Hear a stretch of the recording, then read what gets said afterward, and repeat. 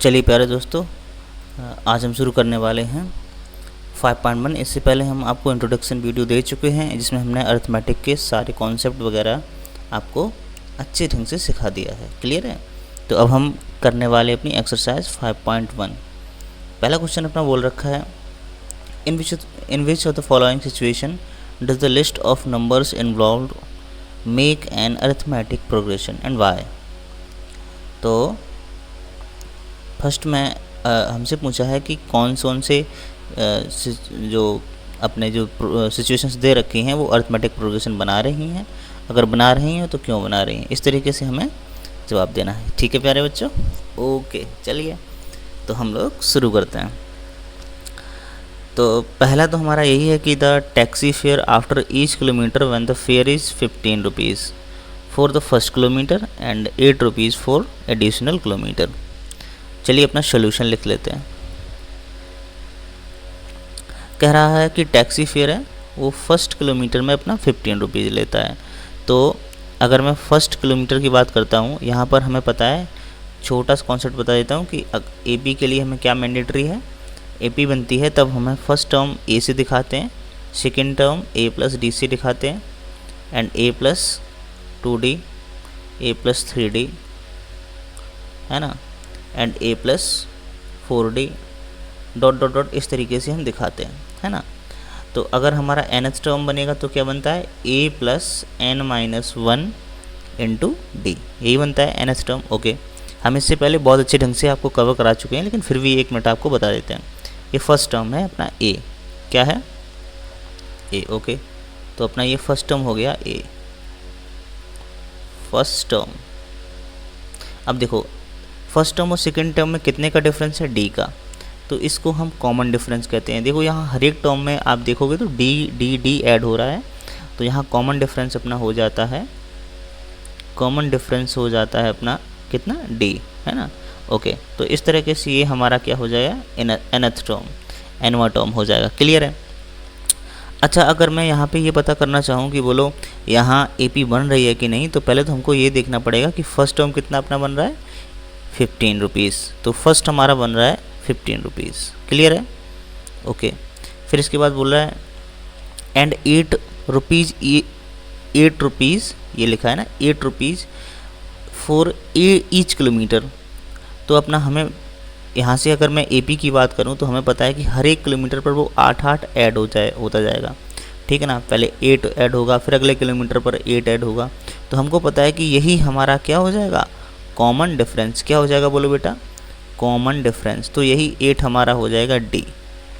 ठीक है, तो इस तरीके से हम लिख सकते हैं, this is my first term 15 and then 15 plus 8, अगला टर्म हमारा हो जाएगा 15 प्लस 8 तो है ही है, ठीक है ना। तो फिर हमारा हो जाएगा 15 प्लस 2 इंटू 8, है कि नहीं है।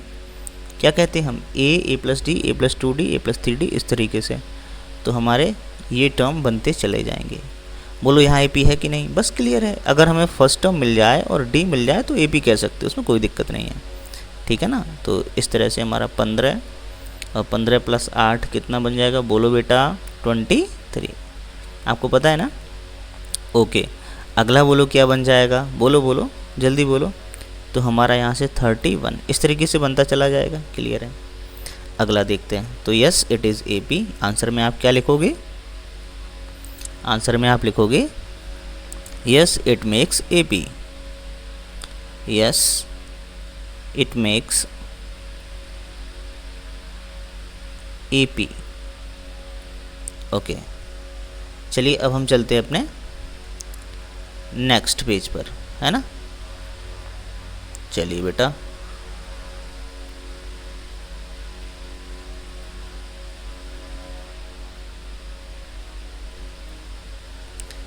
तो अपना नेक्स्ट पेज में बोल रहा है, जो नेक्स्ट सिचुएशन है अपनी, उसमें बोला है the amount of air present in a cylinder when A vacuum pump removes 1/4 of air remaining in the cylinder eight A time. अच्छा जी, ये कह रहा है, देखो एक सिलेंडर है, चलो मैं छोटा सा यहाँ पर आपके लिए सिलेंडर बना देता हूँ। ठीक है, तो इस तरीके से अपना ये छोटा सा सिलेंडर बनकर बुरा सही, लेकिन अपना सिलेंडर तो मान ही सकते हैं, कोई दिक्कत नहीं है। ये सिलेंडर बन गया। इस सिलेंडर में क्या है ना, इस सिलेंडर में कुछ गैस भरी है। बहुत गंदा सिलेंडर नहीं बन गया, इसको थोड़ा सा रिमूव कर लेते हैं, है ना। तुम भी कहोगे मतलब क्या ये सिलेंडर बिल्कुल दिख ही नहीं रहा है। अब देखो अच्छा सा सिलेंडर बनाते हैं थोड़ा सा।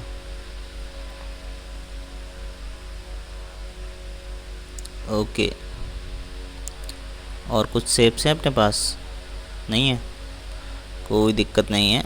यहाँ से हम लोग उठाते हैं, ऐसे करते हैं, ऐसे करते हैं, ऐसे करते हैं, इसके बाद अपना ऐसे करके सिलेंडर बन जाएगा, ठीक है ना।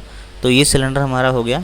इसमें लेट कर लेते हैं कि हमारा V वॉल्यूम का गैस भरी है इनिशियली, क्लियर है।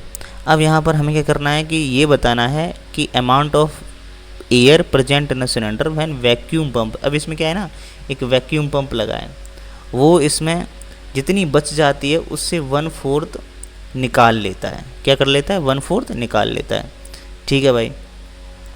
तो इसमें हम क्या करेंगे, ये दिमाग लगाएंगे इनिशियली हमारे पास कितनी गैस थी, V थी, ठीक है ना। इसमें से कितनी रिमूव कर ली, कितनी रिमूव कर ली बोलो, V/4, क्योंकि जितनी थी उससे 1/4, तो V/4। तो अब कितना बचा इनिशियली हमारी, 3V/4।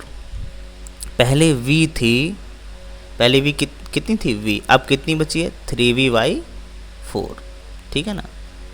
ओके, अब जितनी बची है तो कितनी बची 3V/4, उसमें से 1/4, तो 3V/4 का 1/4 तो बोलो कितना हो जाएगा अपना।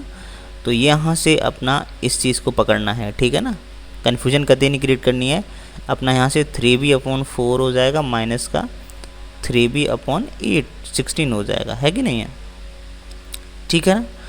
तो अब हम जब इसमें LCM लेंगे 16, तो यहाँ से आएगा हमारा 12V और माइनस का 3V, तो ये कितना बचा बोलो, 9V/16, 9V/16। अब यहाँ देखो फर्स्ट टर्म अपना है, इसको अच्छे से लिख लेते हैं इस चीज़ को। यही अपनी AP चल रही ना, जो भी है। अभी AP तो पता नहीं बनेगी कि नहीं, अभी देख लेते हैं। तो फर्स्ट टर्म हमारा A है, सेकेंड टर्म हमारा 3V/4 है, एंड थर्ड टर्म हमारा 9V/16 है। अच्छा बताओ, फर्स्ट एंड सेकंड में आपको माइनस करने पर लग रहा है कि यहाँ पर D जो आ रहा है वो थर्ड एंड सेकंड के इक्वल होगा। मतलब आप यहाँ पर क्या करोगे, 3V-4, यानी इसमें से इसको माइनस करोगे और इसमें से इसको करोगे। तो इसमें से इसमें माइनस करने पर जो भी D आ रहा है क्या वो इसकी इक्वल है, वो देखना पड़ेगा।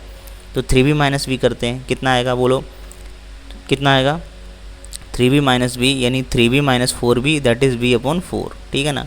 अब यहाँ पे करिए तो ये हमारा कितना हो जाएगा, 9V-16 माइनस 3V/4। तो यहाँ से हम 16 कॉमन ले लेंगे, वो LCM ले लेंगे, इसके बाद अपना 9V आ जाएगा, 4 × 16, और ये हमारा कितना बचेगा 12।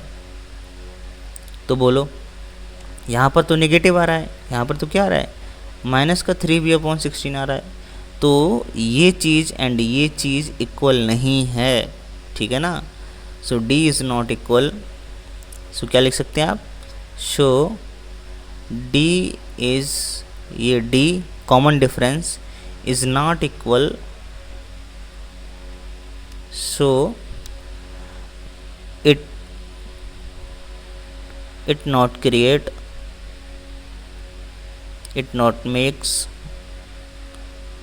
an AP, ठीक है ना। तो ये AP नहीं बनाएगी।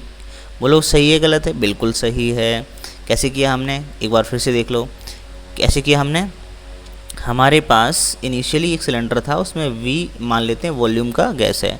वो बोलता है कि हर बार जितनी भी गैस बचती है उसमें से उसी का 1/4 निकाल लेता है, ठीक है ना, रिमेनिंग की 1/4। तो अभी V है तो V/4 निकालेगा, तो कितनी बची अपनी 3V/4, ओके, ठीक है ना। तो पहले V थी तो अपनी कितनी बची 3V/4। इसके बाद में क्या करता है कि फिर से जो रिमेनिंग बचती है तो 3V/4 का फिर से 1/4 पार्ट निकालेगा और 3V/4 में से ही निकालेगा, 3V/4 में से निकालेगा 3V/16, ठीक है ना। तो ये हम इधर किया तो कितना आया 9V/16, ये थर्ड टर्म आ गया। तो फर्स्ट सेकंड थर्ड जब हमको मिल जाता है तो D निकाल के देख लेते हैं कि थर्ड सेकंड में से फर्स्ट घटाएंगे वो D, और थर्ड में से थर्ड में से जो हम सेकंड घटाएंगे वो डी इक्वल है तो ए पी है, नहीं तो नहीं है, तो यहाँ इक्वल नहीं आ रही है तो ए पी नहीं है। क्लियर है बच्चे? ओके, चलिए आगे बढ़ता हूँ मैं अपने नेक्स्ट पर। नेक्स्ट क्वेश्चन कह रहा है the cost of digging a well after every metre of digging, okay, when it cost 150 rupees for first meter and it rises by 50 rupees for each of the subsequent meter। ठीक है ना? तो वो ये कहना चाह रहा है कि एक एक्चुअली क्या है,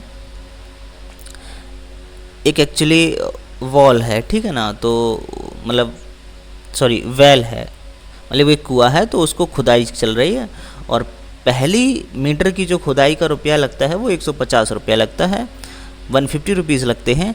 इसके बाद में हर एक मीटर की खुदाई 50 रुपीज़ से राइज हो जाती है। तो फर्स्ट टर्म हमारा यही हो जाएगा, सिंपल है। फर्स्ट टर्म हमारा कितना हो जाएगा 150 रुपीज़, ओके। इसके बाद में हर एक टर्म हमारा क्योंकि 50 से राइज हो रहा है तो यही हमारा डी हो जाएगा 50 रुपीज़। तो हमारी ए पी बिल्कुल बन जाएगी क्योंकि ए और डी मिल रहा है यहाँ से, तो 150 कॉमा सेकेंड हमारा हो जाएगा कितना 150 में से अगली बार और 50 ऐड होगा तो कितना बनेगा 200, इसके बाद और ऐड होगा तो 250, इसके बाद और ऐड होगा तो 300, ऐसे करके ये हमारा ए पी बन जाएगी। क्लियर है बोलो?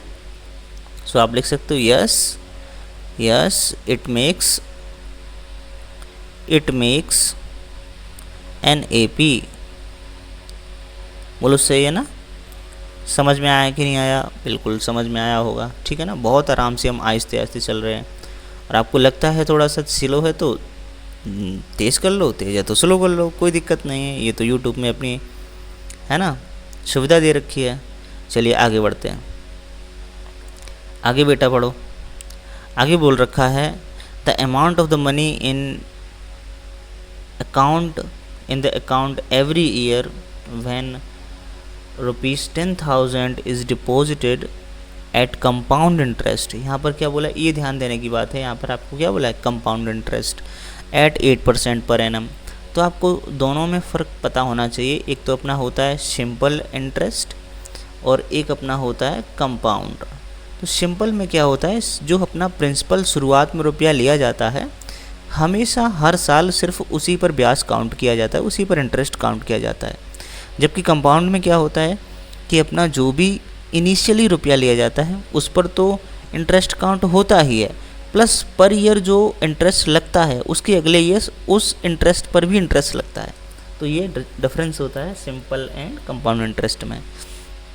चलिए अमाउंट अपना जो इनिशियली प्रिंसिपल दिया है वो कितना दिया है ₹10,000। कितना दिया है बोलो 10,000, ठीक है ना। अब 10,000 का हमें पता है कि जब हम 1% निकालेंगे तो कितना बचेगा, बोलो बोलो कितना बचेगा 100, ठीक है ना। 1% कितना बचेगा 100, तो इसका 1% हो जाएगा, आप समझते हो ना 100। तो बोलो 8% कितना हो जाएगा 800, कितना हो जाएगा 800, ठीक है ना। ये तो आपने सिंपल क्या किया है, इसका 8% निकाला है। तो फर्स्ट ईयर तो आपको इसी प्रिंसिपल पे रुपया लग जाएगा कितना 800, ठीक है ना। अब क्या होगा कि जैसे ये तो फर्स्ट ईयर का हो गया हमारा, किसका हो गया फर्स्ट ईयर का हमारा इंटरेस्ट हो गया। लेकिन जब अगली साल लगेगा तो नेक्स्ट ईयर जो लगेगा वो 10,000 पर 800 तो लगेगा ही, ठीक है, ये तो लगेगा ही, प्लस इस पर भी अपना 8% काउंट होगा। अब किस पर भी 8% काउंट होगा, इस पर। क्लियर है मेरी बात, आप समझ पा रहे हो। इस जो पिछली बार जो हमारा 800 ये वाला जो अपना इंटरेस्ट बना था पिछली साल, इस साल हमारा सेकेंड ईयर में इस पर भी 8% काउंट होगा। अच्छा आप बताओ इस पर 1% कितना होगा, बोलो बोलो 8 रुपीज़, ठीक है ना। क्लियर है ना। तो 8 हो गया तो 8% कितना हो जाएगा 64। तो अब यहाँ पर जो हमारा बनेगा वो कितना बन जाएगा 864। ये किसका बन जाएगा? अपना सेकेंड ईयर का। क्लियर है ना? अब अगली बार तुम खुद दिमाग लगाओ कि अगली बार जब हम काउंट करेंगे तो वो 10,000 पर 800 तो लगेगा ही, प्लस इस पर भी, किस पर? ये जो अपना पिछले साल का ब्याज कितना बना था 864, इस पर भी अपना 8% काउंट होगा। क्लियर है ना? तो बोलो हमें सिंपल दिख रहा है कि जो ये फर्स्ट ईयर में 800 है, फिर 64 ऐड हुआ, फिर इसके बाद कुछ और ऐड होगा, फिर इसके बाद कुछ और ऐड होगा, यानी हमें पता है कि जो एपी बनती है उसमें एक्चुअली सेम चीज़ ऐड होनी चाहिए, जिसको हम कॉमन डिफरेंस डी कहते हैं। It must be same for every term. बोलो हाँ या ना? एक चीज़ यहाँ से हम सीखे कि नहीं सीखे कि it must be same for every term, पर यहाँ तो ऐसा नहीं है, तो it not makes an AP. अरे हाँ या ना? It not makes an AP. बहुत आहिस्ते आहिस्ते हम लोगों ने सीखा है, ठीक है ना? तो इस तरह से हमने चारों सवालों को क्लियर कर लिया है। यहाँ पर हमारी क्यों एपी नहीं बनेगी आपको बहुत ढंग से समझाया हमने। बोलो समझाया कि नहीं समझाया? ठीक है ना? तो इस प्रकार से अपने सारे क्वेश्चंस क्लियर हो गए। फर्स्ट क्वेश्चन ये था हमारा, इसमें अपना टैक्सी फेयर वाला था। तो फर्स्ट में हमारा कितना बन जाएगा? पहले किलोमीटर पर 15, इसके बाद हमारा हर एक किलोमीटर पर 8 ऐड होता जाएगा, तो ये हमारी एपी होगी। Yes it is AP. इसके बाद सेकंड वाला हमारा था, इसमें हमारा एक सिलेंडर था, उसमें कुछ एयर भरी रखी थी, उसमें 1/4 एयर हर बार रिमेनिंग की रिमूव कर देता था वैक्यूम पंप। तो वहाँ से हमने देखो ये निकाला, पहले V, फिर 3V/4, फिर 9V/16, फिर हमने यहाँ तीनों से पहले सेकंड एंड फर्स्ट से डी निकाला, फिर थर्ड एंड सेकंड से डी निकाला, वो अलग अलग आ रहा है, तो हम कह सकते हैं कि ये एक एपी क्रिएट नहीं करेगा, एपी नहीं बनाएगा, है कि नहीं है? अगला है हमारा थर्ड क्वेश्चन। इसमें बोला है सिंपल कि एक कुआं खुदाई है, उसमें 150 पहले मीटर की खुदाई लग रही है, इसके बाद 50 रुपीज़ हर मीटर पर लग रही है, तो वो अपना first term 150 and D 50 rupees हो रहा है। तो इस तरीके से हमारी यस इट इज़ एपी, ठीक है ना? अगला क्वेश्चन हमारा है द अमाउंट ऑफ मनी, ठीक है? तो यही वाला हम समझा ही चुके हैं आपको, क्लियर है? तो इस प्रकार से अपना ये फर्स्ट क्वेश्चन पूरा होता है।